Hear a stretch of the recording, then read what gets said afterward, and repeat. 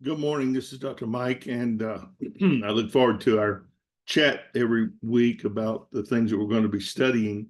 You know, the founding of America has many different narratives, and that's one of the things we understand about history is that there's not just one story, there are many stories, and many of them are factual. And of course, many things became a part of the narrative because of the retelling of it.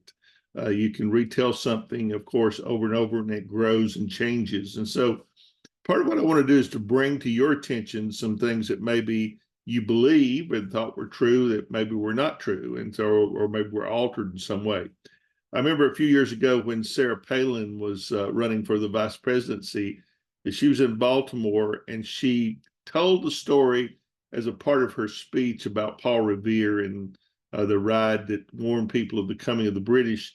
And she told a convoluted version of that, as politicians many times are apt to do. They major in disinformation, and of course, one of her followers went on Wikipedia, which is one of the reasons why we don't allow you to use Wikipedia in your research, is because it is an open forum, and anyone with a login can get on there and rewrite anything they want to. So you never know if it's actually factual or not. Now, there are some good articles on Wikipedia. There's ways to tell that. There's some things you can glean from it.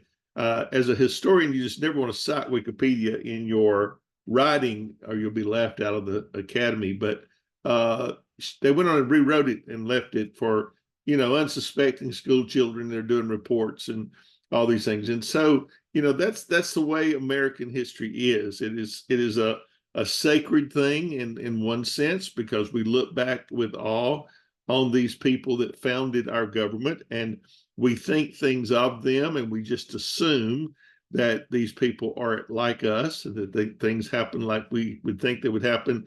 But you can't do that. You cannot impose your views or your biases back onto history. That is one of the major things you don't want to do, because you'll get a misunderstanding. I may have mentioned last week about those who were what we call the founding fathers, the men who originally began to put together the idea of going to war with Great Britain. And let me say that independence was one of the last things that they desired from Great Britain. They were British citizens. They were proud to be British citizens, at least at first, because it was the greatest nation in the world. And Britain was far reaching in its tentacles all over the world. And let me say this, that the American colonies, as we have found in recent, and I sent you a copy of my review that I wrote on the book on George III this week. I hope you had a chance to read that. But there were other areas of the British Empire much more lucrative and not nearly as problematic as the American colonies were. So don't think we were the crown jewel in their empire. We were not, but they valued the land, and for another reason, they kept presence here as a contradiction to other countries. France and Spain were the big ones, and so they didn't want to lose the land for that. The other thing is, you understand from my review, if you read that England had been at war for 100 years over religion. Since the Reformation, early 1500s, Catholic and Protestants had fought across Europe. And so England was pretty strapped financially. Plus, they were not able to put the manpower in America that they needed to win the revolution. They put people here as a fight with the French, and that was a continuation of this 100 Years' War, some 30 Years' War as well as it's called sometimes. It's called the French and Indian War here. This was an extension of that world war. It was a world war because they were fighting it in every place that they had colonies. So the First World War was actually the French and Indian War. So they were strapped financially, and this led to a lot of the taxation. We have this view sometimes as Americans, we don't understand there is also a counter narrative in England about this, what's going on in America. And if you're going to be a good historian, you want to know all parts of the story. And so it's really good to study the English side and to see what was going on. The stamp tax and all these other things were ways to raise money to pay for the troops we're putting in America, because England was fairly well broke. They were strapped financially. And so if these people in America who are fussing about no representation also were fussing about no protection, and the French and Indians were attacking their settlements and killing their people. And so England did put people here for that. And of course, that led to a number of other altercations. What is called the Baltimore Massacre. Many people want to look at that as this first provocation. But when you look at what actually happened in the Baltimore Massacre, some of these colonists, probably younger kids, were throwing snowballs at the British soldiers, who were derided and, of course, made fun of. And then so at some point, one just became angry and fired the gun. And before it was over, 6 people are dead. You know how those things happen. Those troops were arrested. Remember, now this is the British government in place. British legal authorities arrest these soldiers and put them on trial. And most of them are acquitted. And what's interesting about that is that I like to tell is that John Adams, the future founding father, was a lawyer for their defense, and he got them off. So the story I'm trying to get across to you is that don't just assume that you know everything there is to know about this story because you're reading back onto it, this narrative, which is a romantic narrative of how wonderful somehow the founding of America has taken on this lease on life that is somehow a sacred event. And we do appreciate it. I'm not demeaning the fact of our liberty or anything. I'm just saying that if you're going to be a historian, you have to be a little bit more skeptical and take a step back and get away from the cobwebs of history. And we have, as Benjamin Franklin said, I mentioned to you before, a civic history, a story, a narrative that we tell. And of course, that narrative is sacred, and it gets retold. And that's what you got in high school, was the civic history of America. And so we're a little bit more discriminating in that. So we look at this war in terms of a worldwide war before the Revolution. And so then, but the founding group of men that led in this, you got to understand, not every colonist, they were not known as Americans. There's no sense of being an American until after the War of 1812, which is way down the road. So these are British subjects, they are British colonists, and they divide politically along this line of resistance to Great Britain because of what the taxes and things, and those that are loyal. So loyalists versus patriots. Okay, so that is the division.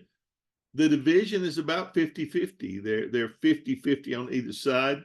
The patriots will torment and work against the loyalists. And after the war is gone, thousands of people that are loyal to Great Britain, that want to remain British citizens, will pack up their goods, and they'll either go to Canada, they will go to the Bahamas, where other British colonies are, or they go back to England. So 50%, thousands of people are going to move and go home and give up their holdings and give up their land, give up everything they've worked for. And so you can imagine there's a different story there that we don't hear. We never look through the lens of a loyalist. We always look through the lens of these patriots and the colonials. When the war was over, they were in no shape to fight another war. And even George Washington was worried about the Native Americans. Native Americans, who had been, many of them had been taken to England by the British. I was born, I think I mentioned to you, across the river from the Kiwi Township, which was the lower town of the Cherokee in upstate South Carolina. Attakulla, who was the chief of Kiwi, and several of his chieftains were taken more than one time to England, and they saw the ships and they saw the armies and all these things in England. Remember, they could not very well put all those troops in America to fight the revolution because they were in danger of being invaded. This war is still going on. This world war is still going on. And so they had to keep enough of the military at home to protect themselves from being invaded by these other players in this world war. So they put what they could in America. And of course, that leads to the main reason why the British lose the revolution. They just undermanned it and didn't have the leadership here that they had in other places. So these men have to convince the rest of the colonials to fight in this war. Every war has to be sold. We talk about that in terms of Iraq presently or Afghanistan. We had to sell that to the American people. Well, they had to do the same. That's where Thomas Paine's Common Sense, very famous book, came in. It was a diatribe against the British and what they had done to the colonists and why you should fight the war. And it was a bestseller, and everybody read it, and it helped to draw the lines in this war. So the revolution, these leaders convinced them. These are now. Here's the thing about the taxes and things that were put on the colonials. That is that most colonials, it didn't affect them. It affected the wealthy, and these men that were the founding fathers were mainly the very wealthiest men in the colonies. You had to put stamps on documents, stamps on letters. You had to pay a tax on glass and paint. The average American colonial did not paint their houses, and they did not put glass in their windows. And so it didn't affect them, but it affected the wealthy who were building. So these things had to be defended, and the colonials had to be encouraged. So the war comes. President Washington, General Washington, is made the leader. He does not win many battles. He is a master at escaping. They think they have his army trapped on a peninsula, and overnight he will move his army and be found somewhere else the next morning. I mean, he's a master at that.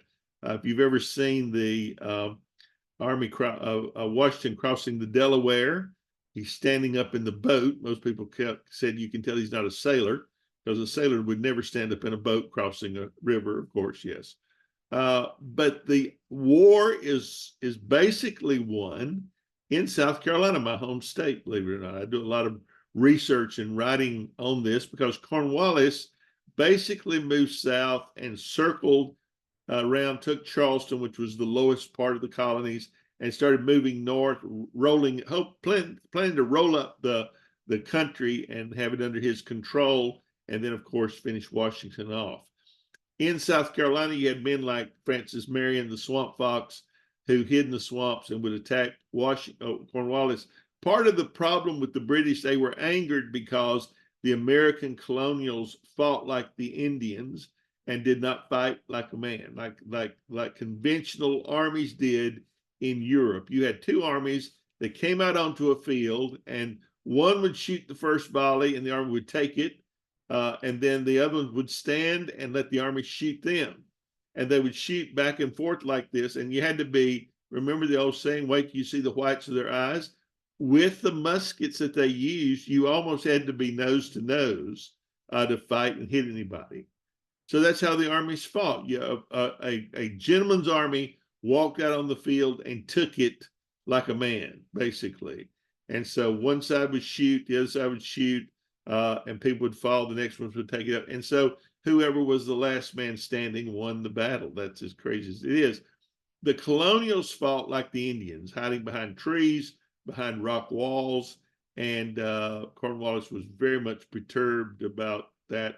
If you want to see a really good movie that was filmed mainly in South Carolina, you need to see Mel Gibson's film, The Patriot. In fact, that's one of my favorite movies, and it's fairly historically accurate down to the burning of the people inside the church, which the British adamantly deny, but evidence is that it did happen. So that is good. Watch good movies. Sometimes you can glean the history, but you need to know enough history to be discriminating and to know whether it is good history or made up history. And so Cornwallis is slowed down in South Carolina. He's bogged down so that by the time he gets to Yorktown, Washington's army is already in place, and they force him back to the sea, and he intends to get on his ships and leave. And so the French show up and block his egress. And so it's just really interesting. He is required to surrender. Cornwallis is not gentlemanly enough. to even deliver his sword to General Washington. He sends it by an aide. And interestingly enough, the music they are playing is World Turned Upside Down when he surrenders his sword, which is really an interesting song for that, because it was the world turned upside down. These ragtag colonials who didn't hardly even have an army, barely had a uniform, barely had a flag, barely had ammunition, defeated the mightiest army in the world.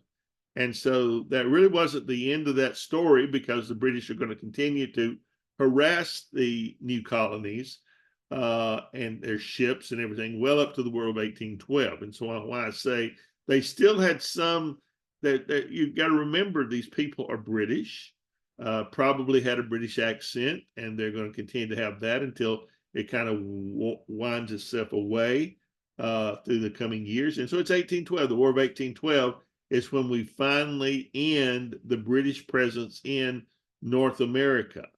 And they're still going to be in Canada, but they will not be in America. And we, during the War of 1812, we actually tried to take parts of Canada and failed. And we'll talk about that later. So now then, these people have won the war. What next?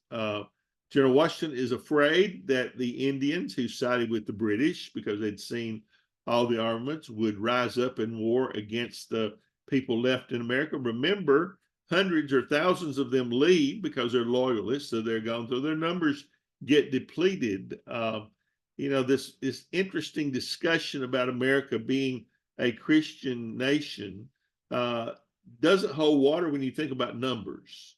America was never a Christian majority nation because of Native American presence, who had all kinds of religions and mostly not Christian. So they weren't. So that's something to think about in that debate. And even in that, there's a plurality, even in the colonies. The Puritans, as we talked about, and the Pilgrims are Anglican, are dissenters of the Anglican Church. The colonies in Virginia are mainly Anglican.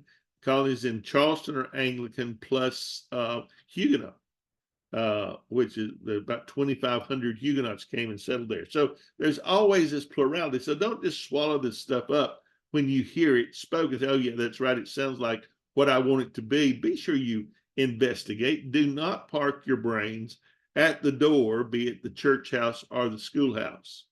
Ask questions, get the facts, and don't just assume, because don't be like swallowing guppies. You just take anything at face value.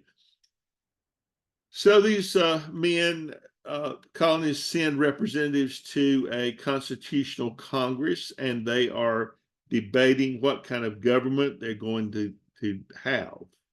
They have no idea. They have no idea what they want. They discuss making George Washington a king.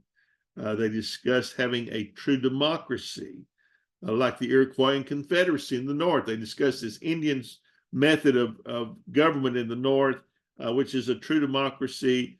Women had rights, everything. And they decided that a democracy was not workable in the long haul, because in a democracy, every person has one vote and you have to vote on everything. And so they decided on a constitutional republic, or democratic republic. They asked Benjamin Franklin one day as he left the Continental Congress, "What kind of government have you given us, Mr. Franklin?" He said, "A republic, sir, if you can keep it." And that's been the battle ever since. That is our battle today in this divided political climate that we live in, trying to maintain a democratic republic and not move toward, at present, a theocracy, where it would be like the Puritans in England opposing their will on everybody else. And so that's one of the important points. So they do that. Then they have to set up a government. Now, understand, when they come up with the Constitution and all of these things, that it's not exactly like it is today. The first, there was a battle between the elite and those that aren't elite. And so you have to remember that in the first government up until Andrew Jackson in about 1828, that only people that had a certain amount of land and money were allowed to vote. The vote was not given to poor men, not given to slaves, not given to indentured servants.